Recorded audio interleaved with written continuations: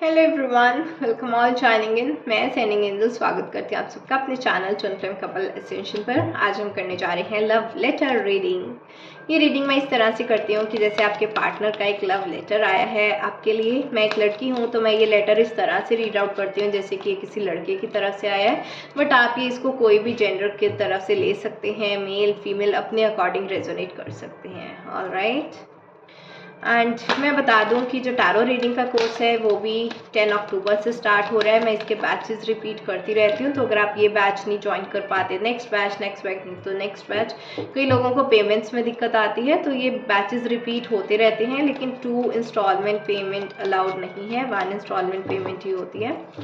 तो आप देख लो, ठीक है।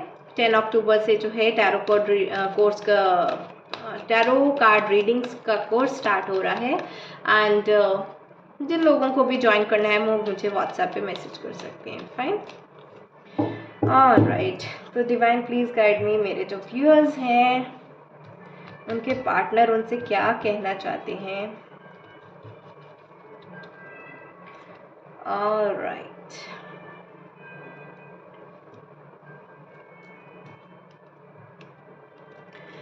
मैं तुम्हारे बारे में बहुत ज़्यादा सोचता रहता हूँ मुझे, लेकिन एक बात समझ में नहीं आती है कि हमारे रिश्ते में प्रॉब्लम कहाँ पर है।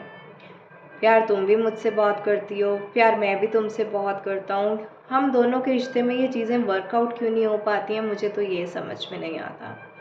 जब देखो हम लो एनर्जी में रहते हैं, जब देखो लड़ते रहते हैं, एक दूसरे को ड्रेन आउट करते रहते हैं, एक दूसरे की एक्सपेक्टेशंस को मीट नहीं कर पाते। जब इतना ज़्यादा प्यार होता है तो प्यार में इतनी ज़्यादा एक्सपेक्टेशंस कहाँ से आ जाती हैं।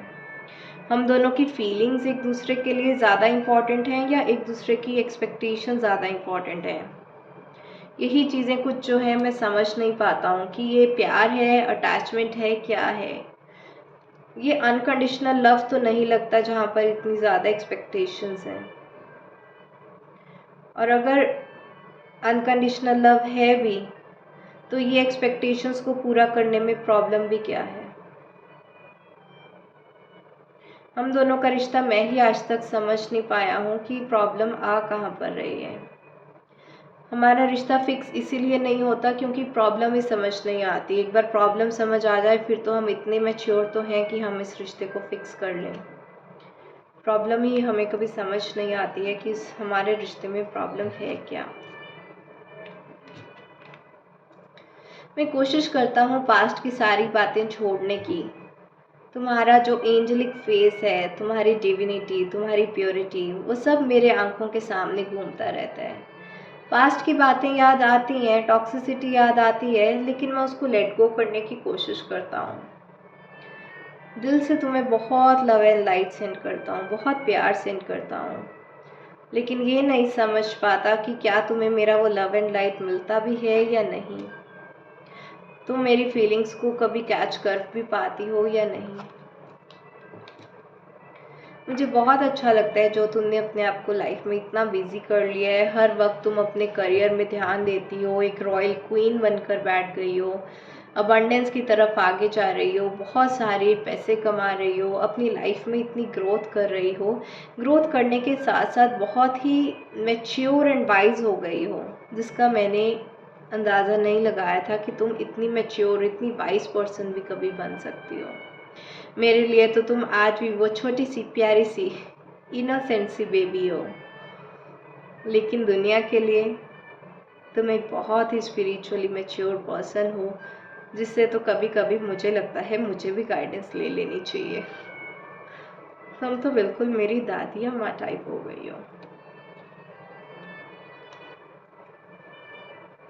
कोशिश मैं भी करता हूँ अपनी एनर्जी को रेज करने के लिए, मेडिटेट बहुत ज़्यादा करता हूँ, तुम्हें लव एंड लाइट भी सेंड करता हूँ। कभी कभी तो शायद तुम्हें मेरे ड्रीम्स भी आते होंगे। बहुत प्यार करता हूँ तुमसे, लेकिन वर्बली तुम्हें बोल नहीं सकता क्योंकि तुम मेरे प्यार को समझती नहीं हो। इसलिए मुझे मेडिटेशंस का सहारा लेना पड़ता है तुम्हें लव एंड लाइट सेंड करने के लिए। आज हम दोनों एक दूसरे से बात नहीं कर रहे, लेकिन एक भी दिन ऐसा नहीं है जब हम दोनों एक दूसरे के साथ नहीं हैं। हमारा 3D वर्ल्ड में चाहे कम्युनिकेशन ना भी होता हो, 5D वर्ल्ड में मैं तो रहता ही तुम्हारे साथ हूँ। तुम्हें मेरा साथ तो फील होता है ना? तुम अपनी लाइफ की जर्नी में अकेले ही आगे बढ़ती जा रही हो, बढ़ती जा रही हो। एक बार पलट कर भी तुमने मेरी तरफ नहीं देखा कि मैं भी तुम्हारा वेट कर रहा था, मैं भी तुम्हारे साथ उसी जर्नी पर जाना चाहता था, लेकिन तुमने मुझसे अपना रास्ता ही अलग कर लिया। और अब तो ऐसा लगता है कि तुम्हें मेरी वेट भी नहीं है। मैं तुम्हारी लाइफ में वापस आऊँ या ना आऊँ, तुम अपनी लाइफ में आगे बढ़ती जा रही हो, बढ़ती जा रही हो, मेरी तरफ एक बार देख भी नहीं रही। ये चीज़ें परेशान कर रही हैं मुझे ऐसा लगता है कि हमारा जो रिश्ता है डेड एंड की तरफ आगे बढ़ रहा है। तुम वापस कभी नहीं आओगी। मैं तुम्हें लूज़ करता जा रहा हूँ और इस चीज़ का एहसास है मुझे। यही चीज़ें हैं जो मुझे कभी कभी पैनिक कर देती हैं कि अगर तुम हमेशा हमेशा के लिए मेरी लाइफ से चली गई तो क्या होगा। जब जब मैं ऐसा सोचता हूँ तब तब तुम मेरे सपनों में आती हो। मैं तुम्हें एक रॉयल प्रिंसेस, एक रॉयल क्वीन की तरह देखता हूँ। तुम्हारे हायर सेल्फ की एनर्जी में तुम्हें देखता हूँ। तुम अपनी लाइफ को बेस्ट इंजॉय कर रही हो। तब मुझे कभी कभी ऐसा एहसास होता है कि शायद तुम्हें वे डाउन करने वाला ही मैं था। जब से तुमने अपना रास्ता अलग किया है, तुम इतनी हायर एनर्जीज में आ गई हो, तो क्या मैं ही तुम्हारे लाइफ की टॉक्सिसिटी था? क्या मैंने ही तुम्हें लाइफ में कभी आगे नहीं बढ़ने दिया? मुझे बहुत सी चीज़ों का रिग्रेट होता है। आज मुझे ऐसा लगता है कि तुम्हारे सामने खड़े रहने की भी मेरी हिम्मत नहीं है। जैसे सन की गर्मी से सब लोग जल के मर जाते हैं, इतनी हीट है सन में, उसी तरह तुम्हारी ब्राइट शाइन इतनी ज़्यादा है कि मैं तुम्हारी ब्राइट शाइन के सामने टिक नहीं पाऊंगा। तुमने अपने आप को इतना ग्रोथ की तरफ आगे लेकर गई हो, इतना सेंड किया है, इतना हील किया है कि आज तुम्हारी रोशनी के सामने मैं शायद ना टिक पाऊँ। मैं अभी भी कोशिश कर रहा हूँ अपना हार्ट चक्रा हील करने की। शायद अब तो इस दिल को अगर कोई ठीक कर सकता है तो वो तुम ही हो। तुम्हें मेरे हार्ट चक्रा को हील कर सकती हो। तुम ही हो मुझे जो लव एंड लाइट सेंड कर सकती हो। मेरे बस की ये बात ही नहीं है कि मैं अपने आप को हील कर सकूं, टॉक्सिक एनर्जी से अनकंडीशनल लव की एनर्जी में लेकर आ पाऊं।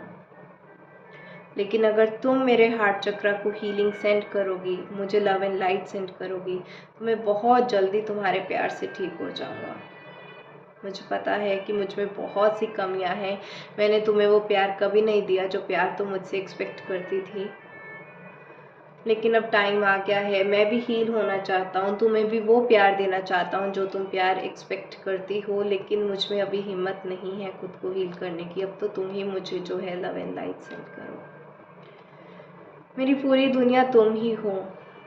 मैंने तुम्हें अपनी दुनिया से बाहर निकाला तो रियलाइज़ किया कि मैं खुद कितना अकेला हूँ। मुझे लगता था कि मैं तुम्हें लाइट प्रोवाइड करता हूँ, लेकिन जबकि तुम तो सन थी, तुम तो खुद light of source of light थी। सोर्स ऑफ लाइट को खुद से दूर करके आज मैं खुद डार्कनेस में हूँ। तुम्हें ही अपनी दुनिया से निकालकर मैंने अपनी लाइफ में डार्कनेस खुद ही ले आई है। जैसे ही तुम मेरी लाइफ से गई, मेरी लाइफ में एक dark night of the soul का फेज स्टार्ट हो गया। ऐसे ऐसे ट्रिगर्स मुझे मिले, ऐसे ऐसे ट्रिगर्स मुझे मिले। एक दिन भी ऐसा नहीं गया जिस दिन मैंने तुम्हें याद नहीं किया। रो रो कर मैं तुम्हें याद करता रहा कि एक तुम ही थी जो मेरी लाइफ में मुझे लाइट प्रोवाइड करती थी, और बाकी सब तो मुझे सिर्फ और सिर्फ ट्रिगर्स देते हैं। सिर्फ तुम्हारे ही प्यार से मेरी लाइफ में रोशनी थी, और वही रोशनी मैंने खुद ही दूर कर दी। I am really sorry.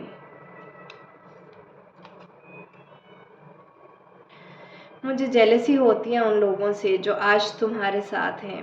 तुम जिन लोगों के साथ अपनी जर्नी में आगे बढ़ गई हो, तुम्हारी फैमिली, तुम्हारे फ्रेंड्स, तुम्हारे रिलेटिव्स, तुम्हारे कोलीग्स, सब लोगों से मैं जेलसी फील करता हूँ कि जो रोशनी मेरे लिए बनी थी, मैं अंधेरे में रह गया, और वो रोशनी से आज तुम बाकी पूरी दुनिया को रोशन कर रही हो।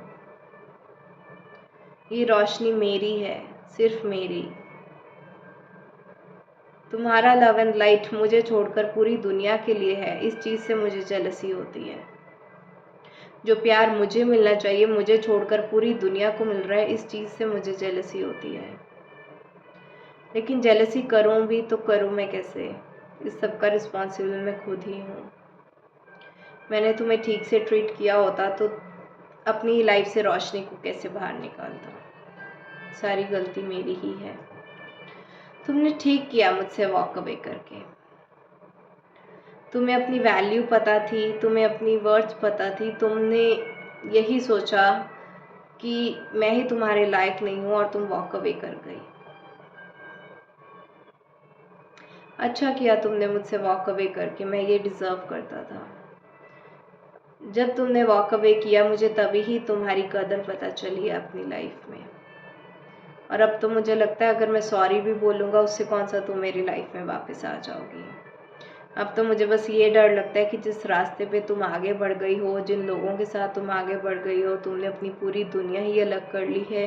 पूरी एक रोशनी की दुनिया में अलग ही एक सूरज की तरह चमकती हुई तुम एक सनशाइन की तरह ब्राइट बन गई हो। और मैं कहाँ रह गया हूँ? अब तो मुझे उम्मीद ही नहीं है कि हमारा यूनियन कभी होगा भी। जानता हूँ तुम प्यार तो मुझसे अभी भी करती हो, लेकिन मुझे अपनी लाइफ में वापस नहीं चाहती। तुम्हें बुरा नहीं लगता कि तुम मुझसे इतना प्यार करती हो? मैंने तुम्हें इतना बुरा ट्रीट किया, तुमने अपनी पूरी ज़िंदगी नए सिरे से स्टार्ट की, तुमने अपनी पूरी लाइफ ही अलग की, और अब मैं तुम्हारी हैप्पी लाइफ में वापस आना चाहता हूँ तो तुम मुझे एक्सेस नहीं दे रही हो।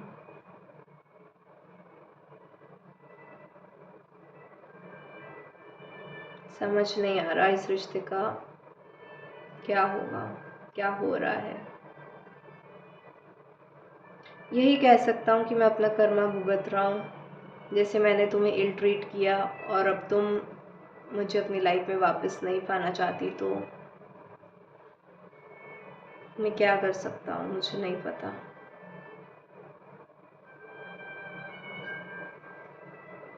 मैंने अपनी गलतियों की वजह से तुम्हें खो दिया, इस चीज़ का एहसास है मुझे।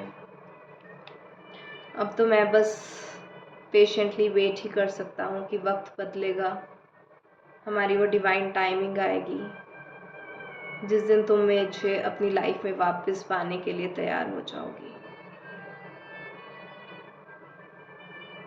मेरे पास अब बोलने के लिए भी ज़्यादा कुछ नहीं है, मैं तो बस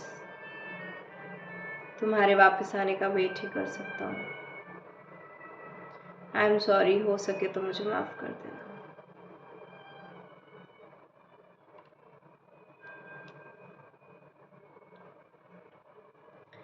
काफ़ी इमोशनल रीडिंग थी, और सच कहूँ तो मुझे आपके पार्टनर्स के ऊपर तरस भी आ रहा था, मेरे व्यूअर्स। एनीवेज, कुछ इम्पॉर्टेंट मैसेजेस हैं that I would like to give you. 16 number आपके लिए इम्पॉर्टेंट हो सकता है।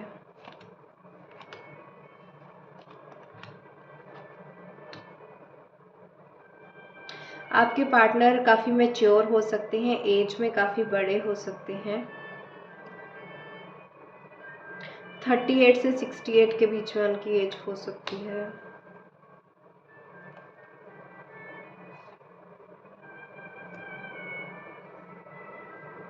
आप जिस रास्ते में चल रहे हो उस रास्ते में आपको, मेरे व्यूअर्स, 2 रास्ते मिलेंगे, ठीक है? ड्यूरिंग योर जर्नी आपको 2 रास्ते मिलेंगे, उसमें से आपको डिसाइड करना होगा। हो सकता है आपकी लाइफ में 2 पर्सन्स आ गए हों, पैचअप करना है, मूव ऑन करना है, इस पर्सन से शादी करनी है, उस पर्सन से शादी करनी है, इसके साथ यूनियन, उसके साथ यूनियन। तो 2 चॉइस आपको मिलेंगी मेरे व्यूअर्स, जिसमें से आपको एक चॉइस लेनी पड़ेगी। 19 नंबर आपके लिए इम्पॉर्टेंट हो सकता है। 36 नंबर आपके लिए इम्पॉर्टेंट हो सकता है।